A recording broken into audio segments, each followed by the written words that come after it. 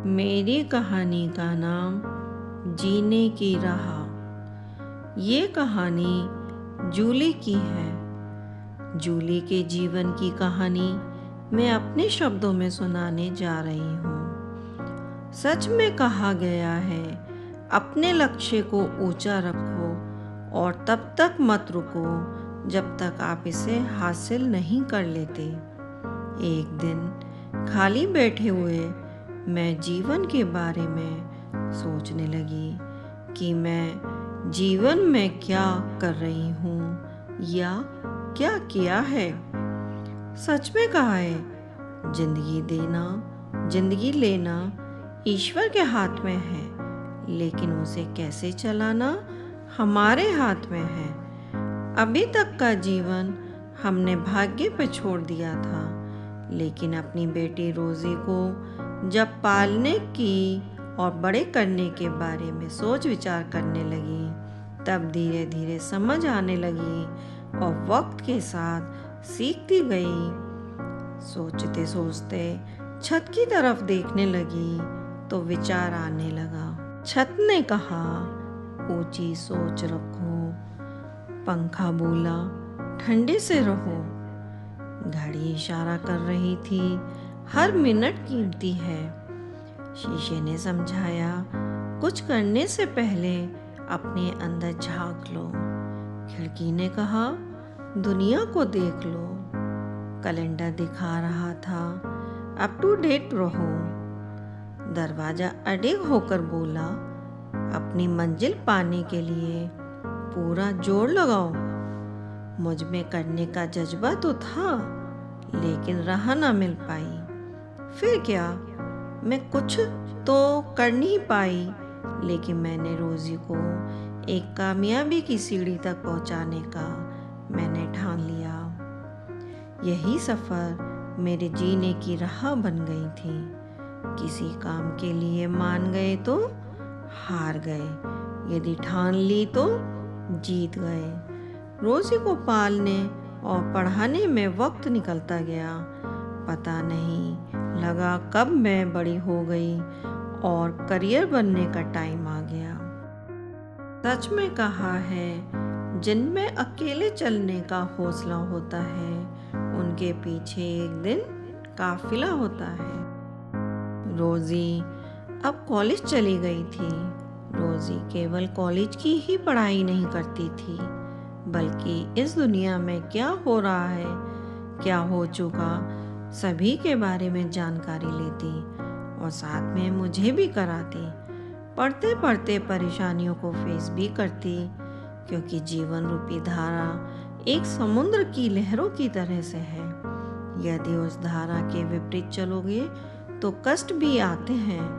जब रोजी हिम्मत हार जाती तो मैं हिम्मत देती और कहती, दुनिया में दो तरह के लोग होते हैं। एक वो जो दुनिया के अनुसार खुद को बदल लेते हैं, और दूसरे वो खुद के अनुसार दुनिया को बदल देते हैं। इन सब बातों को सुनकर उसमें हिम्मत आती और कुछ बड़ा करने का जुनून आता। रोजी ने अपने कॉलेज को टॉप भी कर लिया। बाहर एमबीए करने के बारे में सोचने लगी। फिर उसकी तैयारी करने लगी। कभी डर भी जाती थी, यदि नहीं हुआ तो लोग क्या कहेंगे। फिर मैं उसे वक्त पर कदम से कदम मिलाकर चलती थी और समझाती, ये क्या सोचेंगे, वो क्या सोचेंगे, दुनिया क्या सोचेगी। इससे ऊपर उठकर कुछ सोच, जिंदगी सुकून का दूसरा नाम हो जाएगी। ये सब सुनकर उसमें हिम्मत आती और दिन रात मेहनत करती। फिर क्या था, उसका यूएस में सबसे अच्छे कॉलेज में एमबीए में एडमिशन हो गया था। उसके जाने की तैयारी करने लगे थे। कभी कहीं अकेले नहीं गई थी, अब एकदम अकेले विदेश जाना पड़ा। खैर, हमने अपने दिल को मजबूत करके उसको बाहर भेजा। भेजते हुए समझाया, बेटा, इतर से हर कोई अपने को कपड़े महका लेता है, ये कोई बड़ी बात नहीं है। मज़ा तो तब आएगा जब आपके किरदार से खुशबू आए। यूएस में पहुंचकर दोनों समय फ़ोन पर बात करती। नए देश में जाकर परेशानी काफ़ी आती है। एक तो बच्चा अपने परिवार को छोड़कर जाता है और वहाँ अपना कोई नहीं होता, बल्कि अकेला पड़ जाता है। खैर, सभी दिक्कतों को ध्यान न रख अपनी मेहनत करने लगी। वहाँ तो क्या, सारे बच्चे एक से बढ़कर एक इंटेलिजेंट थे। कभी कभी हिम्मत हारने लगती, कहती अच्छी पोजीशन तो आ जाएगी, शायद टॉप ना कर पाऊँ। सच में कहा है, जिंदगी में किसी से अपनी तुलना मत करो। जैसे चांद सूरज की तुलना किसी से नहीं की जा सकती, क्योंकि ये अपने समय पर ही चमकते हैं। फिर से रोज़ी अपनी मेहनत में जुट जाती है। वहाँ पर इसने टॉप किया।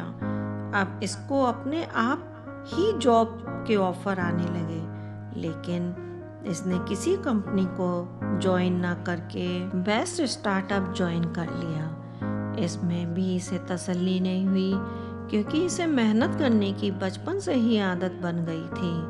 कहने लगी कि अब मैं अपना स्टार्टअप खोलूँगी। इसके दिमाग में ये सब तब आया जब उसके एक दिन डैडी को समझाने लगे और वारेन बफे के बारे में बताने लगे कि शेयर बाजार के जादूगर दुनिया के सबसे सफल इन्वेस्टर्स में एक वारेन बफे हैं। यह एक बेहद सिंपल लाइफ जीने वाली मल्टी बिलियनियर हैं। जब ये 15 साल के थे, तभी से उन्होंने अखबार बांटकर मिलने वाले पैसों को निवेश करना शुरू कर दिया था और कॉलेज पूरा होने से पहले $90,000 कमा लिए थे। वारेन बफे के थॉट्स भी समझाए, कभी पैसा मत गंवाइए। मुझे हमेशा पता था मैं अमीर बनने जा रहा हूँ। मुझे नहीं लगता कि मैंने 1 मिनट भी इस बात पर शक किया है। मैं 7 फुट के अवरोध को पार करने की नहीं सोचता। मैं 1 फुट का अवरोध ढूंढता हूँ जिसे मैं पार कर सकूँ। साग बनाने में 20 साल लगते हैं और उसे गंवाने में बस 5 मिनट। अगर आप इस बारे में सोचेंगे तो आप चीज़ें अलग तरह से करेंगे।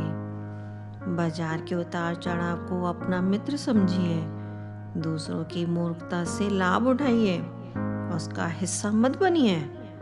फिर क्या, रोज़ी ने कड़ी मेहनत करनी शुरू कर दी और अपना स्टार्टअप शुरू कर दिया।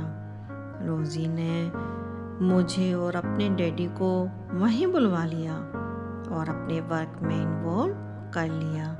फिर क्या था, जैसे मुझे तो जीने की राह मिल गई। मेरा तो आप सभी से यही कहना है कि हिम्मत कभी नहीं हारिए, जुनून होना चाहिए।